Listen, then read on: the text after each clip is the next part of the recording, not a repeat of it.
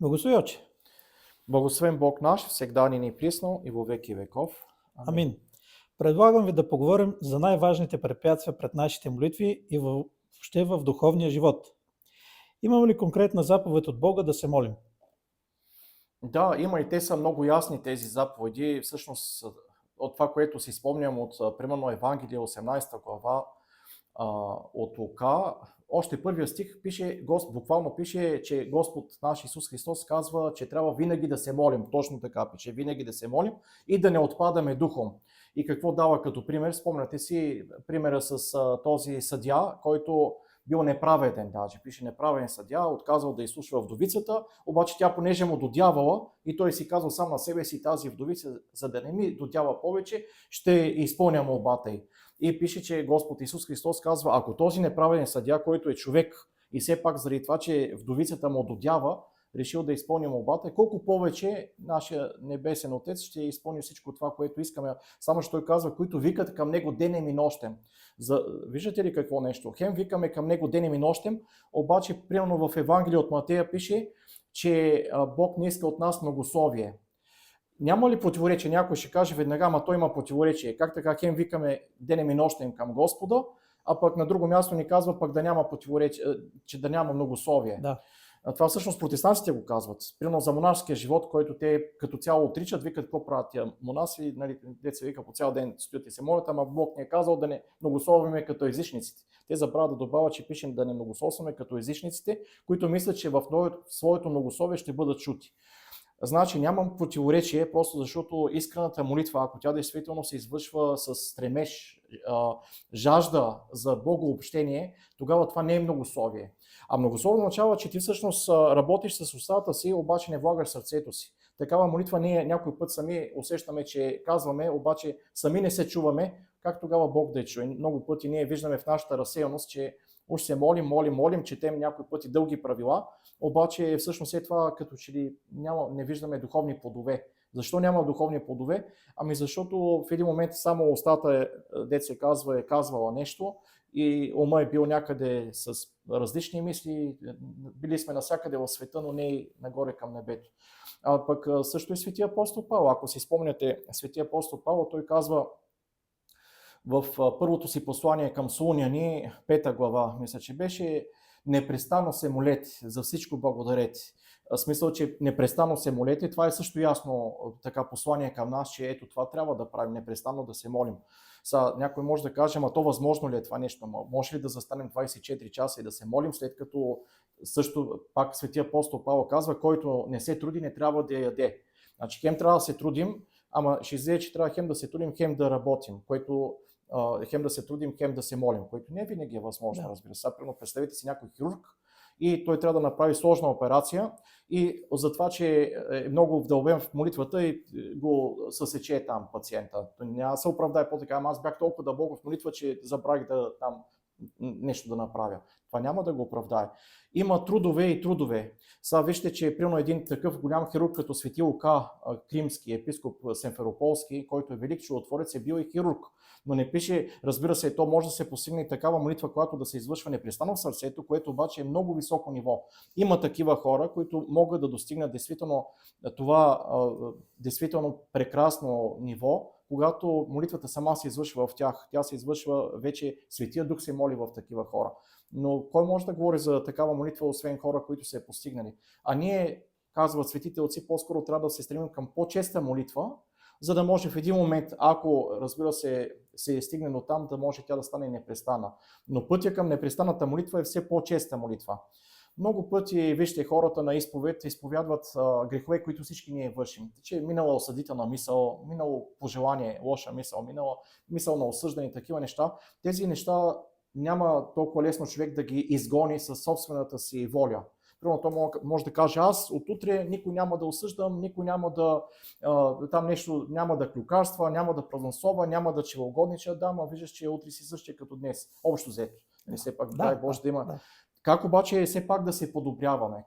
Как да все пак да ставаме по-добри в очите на Бога? Ами става с молитва, която призовава Божията благодат да влезе в сърцето ни. Вече Божията благодат тя почва да намалява т.е. да гони тези страсти, да гони нашият егоизъм. Защото всички грехове всъщност те се коренят в главно нашата гордост и нашата поход. Защото трябва да имаме чисто сърце. Не случайно се говори за това, че чистите по сърце ще видят Бога. Тази чистота също се постига чрез Божията благодат и чрез смирение. Вие споменахте за това, че трябва често да се молим, но хората като че ли в днешно време се молят за много светски неща. Например, някой може да додява на Бога, както ви споменахте за слугинята и господаря, да му додява постоянно, за да стане началник. Или пък ако е болен, да се изцери. Или пък, не дай Боже, ако комшията го дразне, да му умре комшията. Такива молитви ще бъдат ли чути от Бога? Ами, не, разбира се, но все пак Бог вижда, той знае, че ние сме като дечица на различна възраст, така че той не може да очаква, примерно, от едно дете на 3 години да се моли съвършено. Тоест, все пак той вижда кой откъде започва в своя духовен живот, своя молитвен живот и затова именно той е снизходителен. Някои от нашите молитви, аз си спомням този случай с свети Серафим Соболев, софийски чудотворец, това става малко след смъртта му, когато някаква жена много си търсила бутушки. Ама такива бутушки, дет никъде не може да ги намери. И това е абсолютно светско нещо. Тук духовно нещо виждате ли? Няма нищо духовно. Няма. Тия бутушки, тя може без тях да кара, ама бутушки.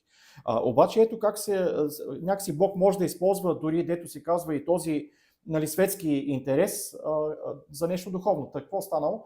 Една жена, приятелка на първата, де си търсила бутушките, казала, помоли се на този владика, дето е в руската църква, в криптата, там са неговите мощи, помоли му се искрено и ще видиш, че той ще ти помогне дори за това. И тя верно отишла и се помолила и малко след това излезла и даже друга нейна позната и каза, там са пуснали това, което в смисъл, че деца вика за половина. И тя от тогава пише, че се променила и смисъл, че почнала действително да се моли много по-усърдно, виждайки, че има резултат от молитвите, че има практическа, дет се казва, практически плод може да видиш. Много пъти, вижте, молитвата ни е слаба и от неверие. И то се вижда, че там, където по-голямо неверие, там и молитвата е по-малка. И вижте сам Господ Исус Христос какво пише за някои места, пише и там не извърши много чудеса заради неверието им. Значи там, където ти се молиш, ама без реално да очакваш нещо да получиш, всъщност там и Господ вижда, че ти се молиш без вяра. Докато обратното, там където казва, че искайте и ще ви се даде, хлопайте и ще ви се отвори, всъщност тези наставления, те се отнасят и за молитвата, но пише с вяра. Когато с вяра се молим, тогава ще получим. Когато се молим някакси, дали ще стане, ние сами се вика, чудим какво ще стане, то такава молитва тя е слаба, тя няма сила духовна. Може би не е на полза, защото, да кажем, човек, който е болен, сега срещам се случаи, когато отиват при някой старец и му казват, странно това, че съм болен, но той му отговаря, не, това не ти е на полза, затова трябва да ти остане тая болест и затова може би хората да изпадат в отчаяние, когато, примерно, те боледуват от някаква болешка и не виждат. Да, пак всичко зависи от вярата, защото колкото повече човек разбира, че няма случайни неща, то тогава може именно заради вярата си да каже, това ми е добре пък за смирение, това ми е добре за... Но вижте, не е грешно човек да се моли за здраве. В крайна на краища много от нещата, които църквата ни заповядва да правим в своето богослужение, в обществените богослужения, дори ние се молим за здраве, за телесно здраве включително, не само духовно и телесно здраве.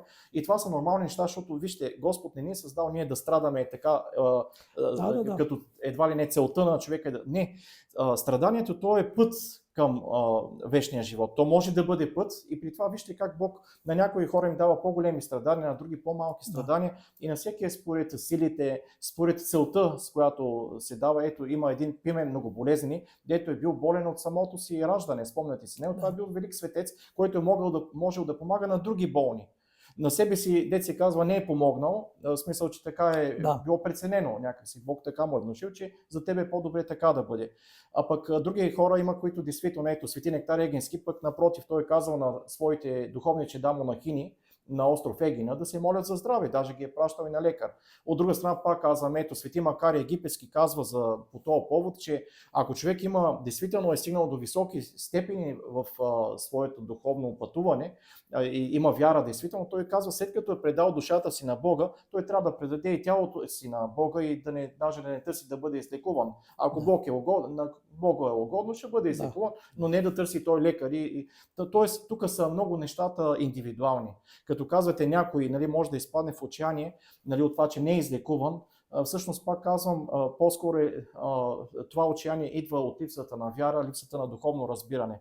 Бог не дава, пише, изкушения повече, отколкото може да понесем. А това трябва да го разбираме. Някой път хората са отчаяни, именно защото не чувстват Божието присъствие в живота си. Не са го търсили обаче преди това. Трябва да го потърсят. Като те не усещат това Божие присъствие, те всичко дават на случайността. Ако еди какво си станало и той си мисли, че е случайно станало. Еди кой се ме зарази, вика. Той беше болен, дойде и ме зарази, сега виж тук не мога да стана вече трета седмица, тук лежа и пъшкам. Ами то лежиш и пъшкаш, ама може да има смисъл от това, че лежиш и пъшкаш и то не е, че он нарочно искал да те зарази. В смисъл, има такива неща, дето хората си мислят, случайно е станало. Тези неща човек като цяло не иска да ги види. Да, не иска да ги види, да. А пак казвам, че за всяко нещо, ако Господ казва, че 2 птиченца не падат на земята без волята на нашия Отец Небесен, колко повече на нас, всичко, което се случва с нас е някакси Бог знае защо го праща. И това между другото е голяма мъдрост човек да го усети и тогава ще се успокои.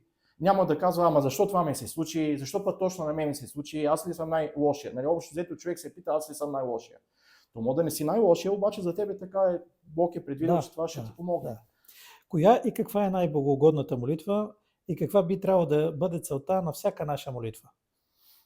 Ами за мен лично, ако би трябвало да отговоря за това, кое е най-хубавата молитва, то е да се свържиш и да усетиш Божието присъствие, да усетиш Божието естество, Божието същество, как обича света, как обича хората, как тебе лично те обича и как той всъщност това благообщение, живо благообщение, според мен трябва да е смисъла на всяка молитва. Ако човек така с жажда пристъпва, примерно много от нас имат правила и то е нормално. Там вечерни молитви, утрени молитви, вече тези, които са в манастирите, трябва да имат и по-голямо. Те първо, че трябва богослужението да е на по-високо ниво. Даже си спомням Свети Лука, за който говорихме, архиепископ на Крим и Симферопол. Той всъщност е препоръчал на всички свещеници, даже окръжно е издал, те да служат вечерни утреня. Значи казва, може за литургии да нямате сила всеки ден да служите, защото разбира се, такива като Стоян Крощатски, те не се раждат на път и на път, но казва, окръжно послание всички да извършват вечерни и утрени молитви. Не им пречи нищо да го правят поне това. Тоест вече според ранга, според чина, който имат хората, би трябвало монасите да се молят повече, свещениците да се молят повече. Тези, които им е дадено, бих казал и като дар, защото хората пак са различни в това отношение, пак това да виждат дали е дадено и даже да го развиват. Някой път може да се каже, и той Свети Антоний Велики го е казал, и много хора се питат, ама мен не ми е лесно да се моля. Свети Антоний Велики казва, че специално за молитвата ще се изисква усилие до самата смърт на човек. Тоест, дори да си много напреднал, защото това го казва светец, това е светец чудотворец. А ако светец чудотворец казва, че до края на живота си ние в края на краищата се нуждаем от някакво усилие, принуждаване да се молим, то е ясно, че ние, които не сме въобще достигнали до неговото ниво на духовен живот, ясно е, че и ние трябва да прилагаме някои пъти самопринуждение. Не случайно и Господ наш Исус Христос говори за това, че насилници влизат в Царство Небесно. Кои са тия насилници? Не, че трябва да насилваш другите да се молят, те трябва сам себе си да се насилиш преди всичко. Има ли връзка между цялостния духовен живот и неговия молитвен живот? Въобще могат ли да се откроят някои най-важни пречки, които влияят и върху двете? Да, много хубав въпрос, действително, защото всъщност ако молитвеният ти живот го няма въобще, то означава, че ти имаш проблеми в духовния живот като цяло. Аз бих казал, че на първо място и най-голямата пречка въобще и в духовния, в молитвения живот е липсата на вяра. Ние говорихме при това нещо, че ако човек въобще не вярва в Бога, а той кога не вярва?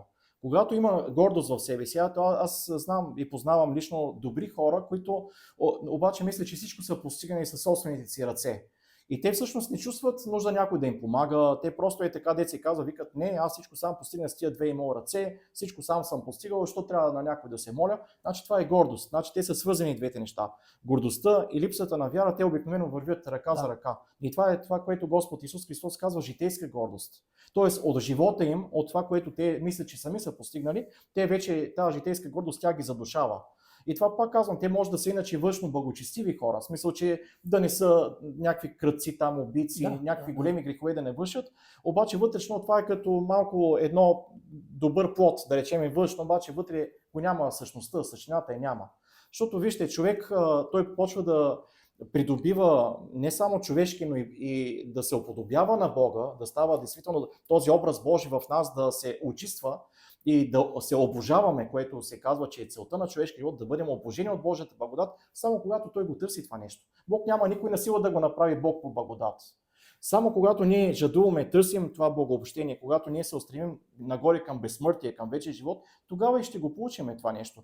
А пък ако така ти живееш и си мислиш, че тази земя е всичко, което може да ти се даде, че тия земни тук 60, 70, 80 години, това е всичко, което може да се желае, съкън ти, че се наричаш човек. Всъщност това е голяма измама. Нали, в края на краищата не случайно и Господ наш Исус Христос ни призовава към вечния живот. Той непрестанно и даже казва, който не приема, ето днеска Евангелието беше, който, нали, за апостолите, че ги праща по всички градове там и казва, тези, които не ви приемат, отърсете, казва и праха от одежите си, защото казва, за тях ще бъде по-лошо, отколкото за Содом и Гомор. Значи вижте, тези, които отричат Божието битие, отричат Христовата, християнската проповед, за тях сега в този живот те могат да са добре. Някой ще каже, ама те много добре си живеят. Те добре си живеят сега, ама след това Господ казва, че на страшния съд ще бъде по-зле за тях, отколкото Содом и Гомор. Мисълта ми е, че първата пречка е това гордост, житейска гордост и липса на вяра. Второто, което се отнася вече, за съжаление, за много по-голям вече вярващи хора, това е разсеяността. Всички ние ставаме все по-разсеяни, което не е добро за качеството на нашия живот, за това, че вече имаме тия играчки. Говоря за телефоните, говоря за компютърчета, говоря за тия неща, които всякаква информация бълват и някой път тя е интересна информация. Тя може да е много интересна, обаче ти някак си поради това, че мисълта ти поема твърде много информация, която е от светски тип информация, това е по-скоро светска информация, ти после като седнеш на молитва и като се изправиш на молитва, би трябвало да кажа, или като застанеш на молитва, всъщност се усеща, че докато ти реално почнеш да се молиш, то може да минат и цялата ти молитва да мине без реално да си се помолил. Просто толкова неща са ти в главата все още, че ти не можеш да се така оправиш. Така че разсъдността би казал, че това вече е едно препятствие и една пречка пред много вярващи хора. Сега, едновременно с това има, разбира се, смъртни грехове, които примерно аз пак познавам хора, които са се, се казва, толкова много неща правят неправилно. Там един с жене с 2 деца, обаче има и любовница. Значи това са смъртни грехове, говорим, които обаче са често срещани. Значи, когато говорим вече за смъртни грехове, те също са пречка, защото там Светия Дух няма как да пребъдва в нечистота. Разбира се, има възможност Светия Дух да докосне и такъв човек, и примера е Света Мария Египетска. Това е типичният пример. Значи дори да си много затънал, обаче Бог може да те докосне, ама това не означава, че всички, нали, примерно, жени, които са като Мария Египетска, ще станат като нея, в смисъл след покаянието. Значи, да, Света Мария Египетска пише, че тя е пример за това, че всеки може да се обърне, ама такива като нея колко са били в цялата история? Единици са, да. Мисълта ми е, че като цяло, не случайно Господ казва, че будните помисли, също преблудените помисли, те казва, оскверняват човек.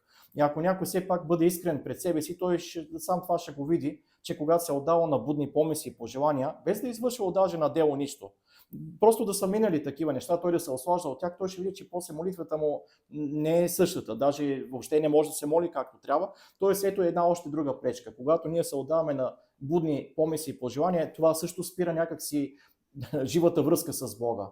Бог не обича нечистота, напротив, той ни окуражава да се борим за чистота. Прощавайте. Друго нещо, което си мисля, че е голяма пречка, е когато не прощаваме.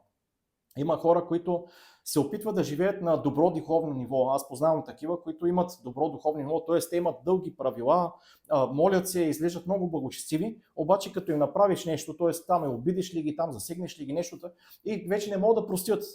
И те не осъзнават, че всъщност това е една голяма пречка, защото Господ казва, че ако не простите на хората греховете ми, и вашия Отец Небесен няма да ви прости. Те някакси хем казват Отче наш, където се пише и прости нам дълговете ни, както и ние прощаваме, хем го казва това нещо, хем обаче на практика не го правят.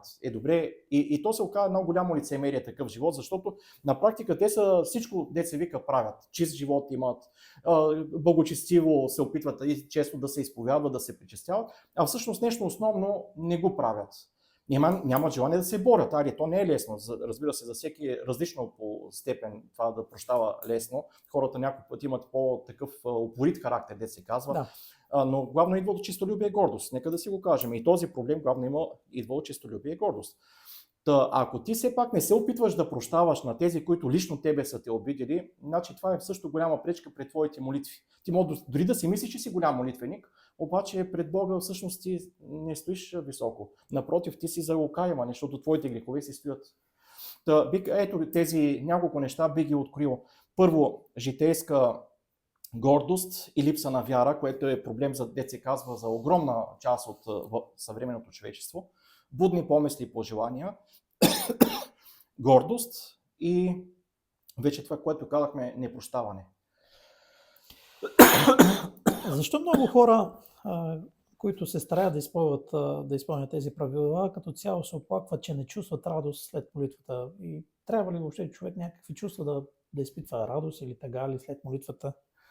Ами, според мен не трябва да се стреми към високи духовни чувства и това също светите отци ясно го казват, че тези големи духовни плодове на радост, там умиление, сълзи, те идват след години и то ако Бог прецени. Тоест, когато Бог види, че няма да се съблазниш.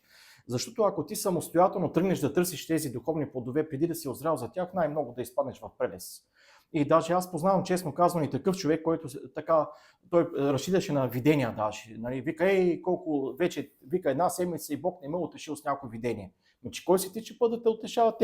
Те има свети, дето въобще са нямали видение през целия си живот. Ти, деца вика, си там на 25 години младеж и вече искаш да ти е отворено цялото небе. Значи това са действително опасни неща. Не трябва да търсиме сами по себе си, нали, някакви духовни утешения и така нататък. Бог знае кога да ни ги даде. И Бог ще ни ги даде, когато трябва. И Той може да ги даде по такъв начин, че да не ни навреди.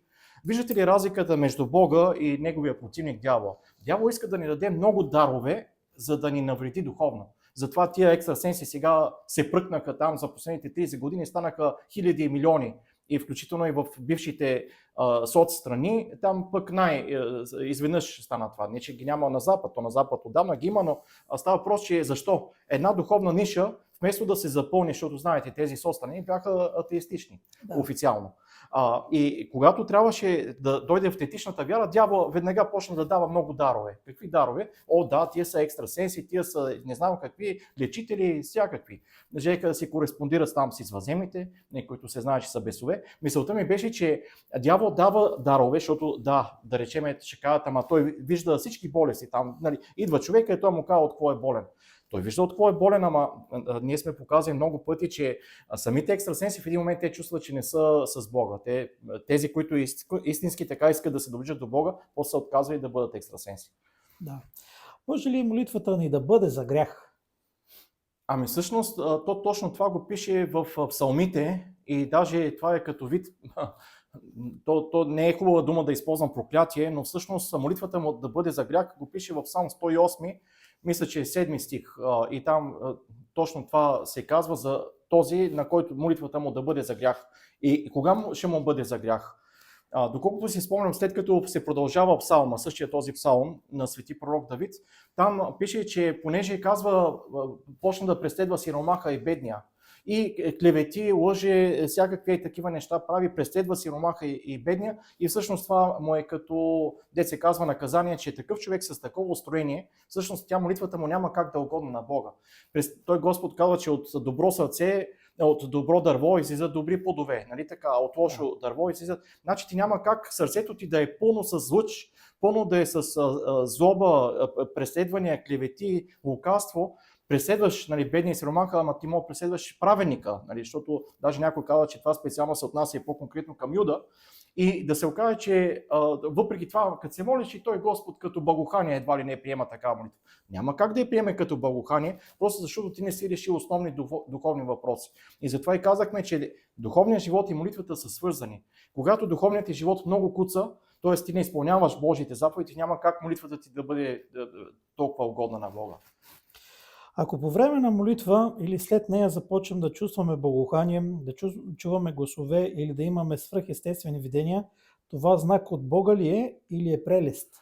Ами то пак зависи от живота на човека, но всички светилци без изключение казват, че трябва да се пазим от тия неща. Тоест, Пак казвам, че това, когато ние преждевременно почнем да търсим някакви свръхестествени явления, мистични, дето се казва, всъщност ние поканваме, отваряме една вратичка да каним падналите духове. Те могат това да го направят. Примерно спомням се житието на свети Никита Печерски. Свети Никита, той е бил затворник. Той си мисли, че така най-бързо ще стигне до Бога, като се затвори в една пещера там и почне непрестанно да се моли. И вижте как молитвата, въпреки че тя идва от добро желание, всъщност той искал да угоди на Бога, но той се прелъстява именно заради това, че почва да вижда там ангел, който му казва там всякакви неща, благоухание почва да чувства. Те и други има подобни на него пак в Печерската лавра, които имат подобни изкушения. После, разбира се, те ги превъзмогват, с Божия помощ ги превъзмогват, но става въпрос, че в този момент те изпадат в прелест. Излишно се пише, че той е изпаднал в прелест, че нали, после стават много такива неща, които ясно показват, че такъв човек не трябва да вярва. Дори да си монах, ето и в Печерската света обител, имаш добри духовни ръководители, но в един момент може да изпаднеш в прелест, когато почнеш да приемеш такива неща. А от друга страна, когато казвате, нали, може ли да бъде от Бога, да, може да бъде от Бога, защото ето, примерно такива като Свети Йоан Шанхайски, да речем, при него нали, пише, че някой път са го виждали във въздуха, когато се моли. Нали, представете си човека, който го виждаш на половин метър или 1 метър във въздуха, това е ясно знамение. Ама как е живял Свети Йоан Шанхайски? Значи той почти не е спал, непрестанно е служил литургия, всеки ден е служил литургия, непрестанно е бил действително в молитва, в пост, е постил до 11 часа там до вечерта, късно всеки ден, т.е. опитвал се да яде веднъж на ден вечерта. Т.е. това е изключителен живот. И не мога да се сравняваме с такива хора и да кажем, ама трябва и ние като него да се издигаме във въздуха.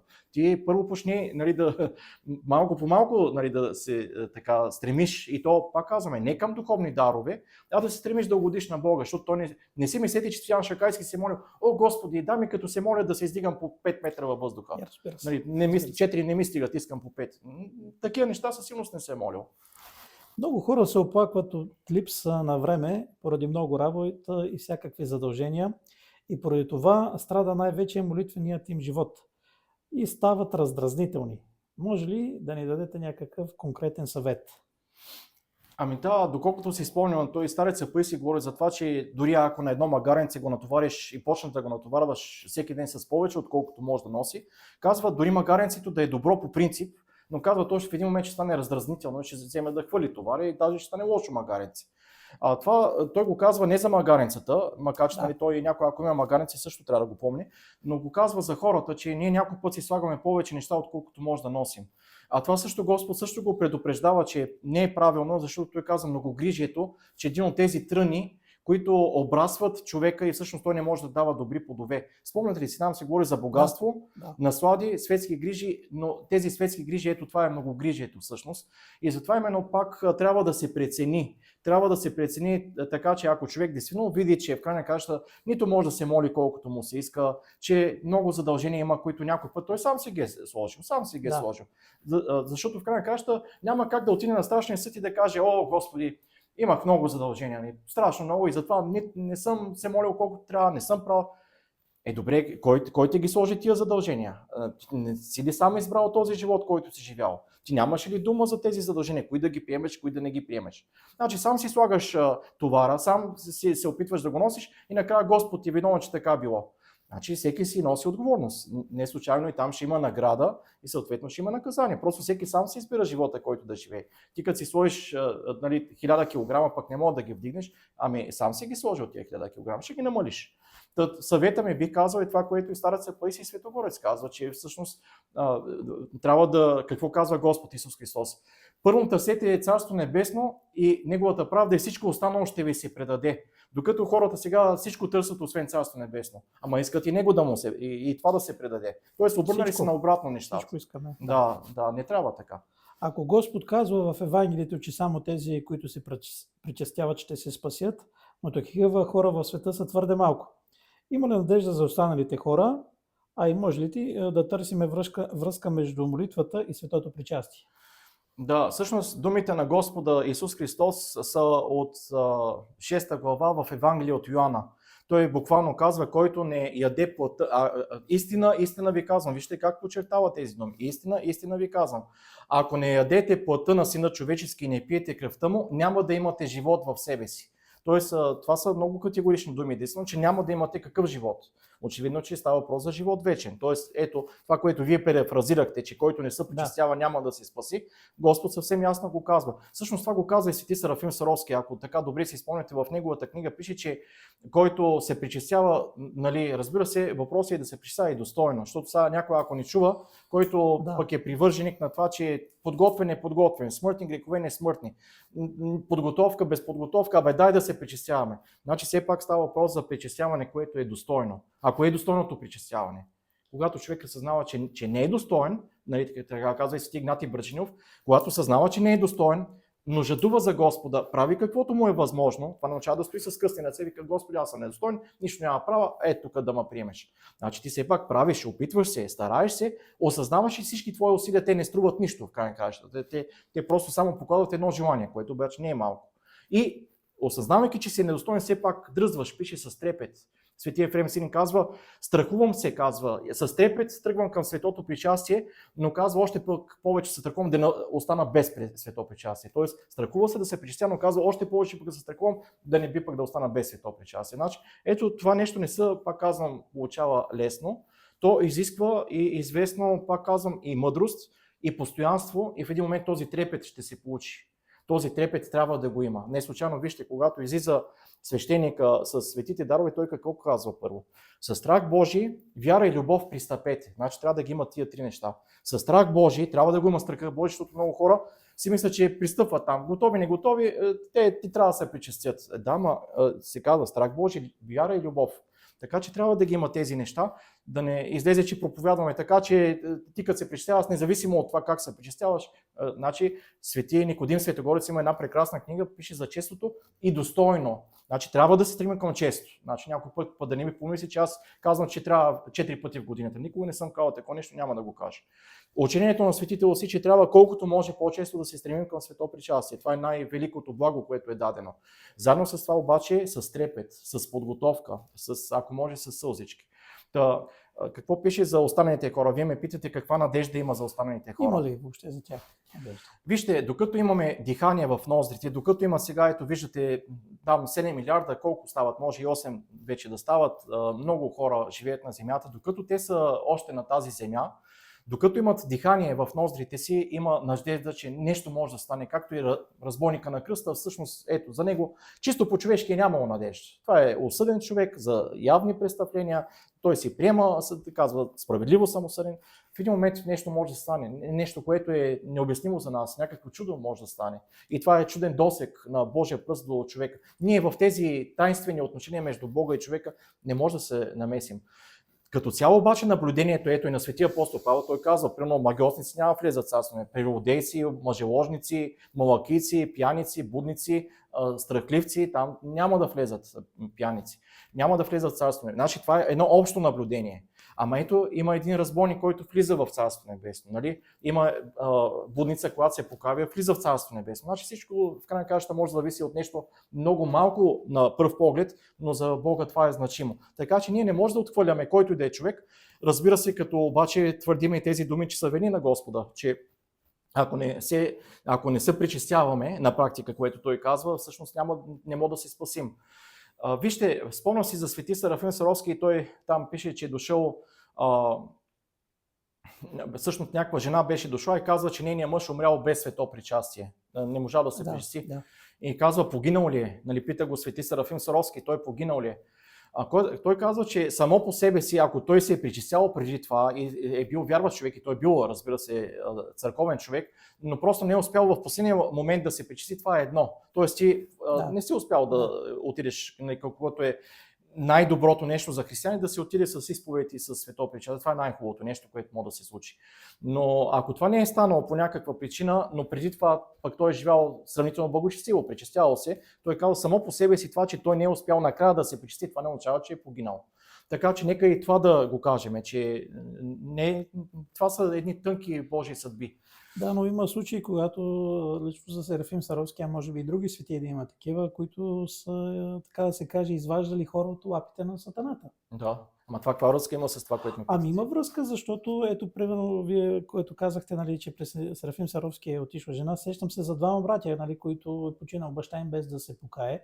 И те се затичали към него и той бил прозорлив и директно им дава някакви хлебчета в устата, казва, дойдете да го ящете, докато само се стопи в устата. Да. Тогава и те на практика не могат да му кажат за какво са отишли пред него. Да. И той започва да се моли и те накрая, като излиза, трудно ли казва, беше да изядете това хлябче. Те казват да.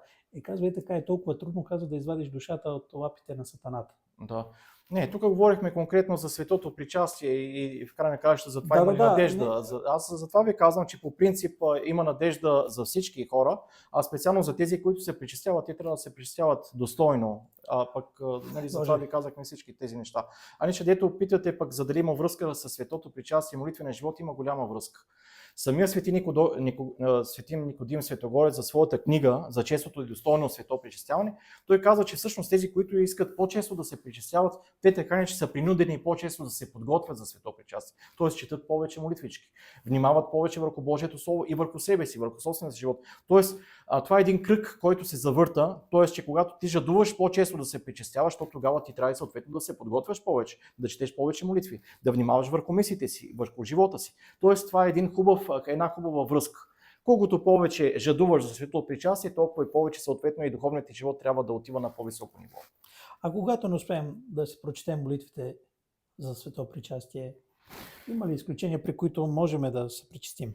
Вижте, по принцип трябва да се стараем, разбира се, когато зависи от нас, когато не сме на път да речем, защото някой действително се случва или примерно човек дошъл там от работа, изморен в 5 часа дошъл, не може просто дет се казва да всички молитвички да си прочете. Аз от дядо Амвросий съм чувал, че най-малкото може да се опита след това да си прочете тези молитви, които не е прочел, за да покаже на Господа, че не иска да мине дет се вика по тъч линията, да някакси да съкрати нещата и да мине тънко. И свети Никодим Светогорец също казва, че според нашето усърдие в подготовката ни се дава и съответната благодат. Тоест, ако това е правило, ние да се опитваме да съкръщаваме, то Бог го вижда това нещо. И ще каже, сега ти кой се опитваш да лъжеш? Мен ли се опитваш да лъжеш? Себе си ли се опитваш да лъжеш? Кой се опитваш да лъжеш? Свещеника ли се опитваш да лъжеш? Значи, мисълта ми е, че ако съзнателно вече правиме някакви такива, нарочно така гледаме да минеме с минимума, това не е добро устроение на самата ни душа. И не, че Бог веднага ще вземе да ни наказва, но когато вижда, че това се превръща в устроение, ние да търсиме винаги лесния път, той ще каже, аз това не съм учил такова нещо. Аз съм говорил за стръмен път, аз съм говорил за самопринуда. Говорил съм, че насилници влизат в Царството небесно. Не съм говорил, че тия дето търсят лекото и те най-горе ще бъдат. Мисълта ми е, че ако вече това е устроение на човека, това не е добре. Но ако се случи действително, както вие казвате като изключение, аз съм чувал примерно за свети Амвросий Оптински, че той казал, ако така се случи, че е на път човек обаче много има желание, жажда за свето причастие, няма възможност да си прочете молитвичките, казва, в този път може примерно да си прочете 500 Исусови молитви, т.е. да има някаква замяна. Като не можеш да прочетеш молитвите за свето причастие, казва, може да си прочетеш 500 Исусови молитви. И разбира се, пак казвам, това са такива, все пак трябва да ги читаме по-скоро за изключения, когато няма възможност, по някаква причина изключително човек да се подготви както трябва. Така че разбира се, винаги има изключения, но тези изключения не трябва да стават правило. Това е истината. Благодаря ви, отче, за тази полезна беседа. Ами дай Боже да бъде полезна, дай Боже Бог да ни научи да се молим, защото Бог дава и молитвата. Вижте колко интересно. Ние се молим, Бог да ни научи да се молим. Така че това също е вид молитва. Господи, научи ни да се молим сега и във вечни векове. Амин. Амин.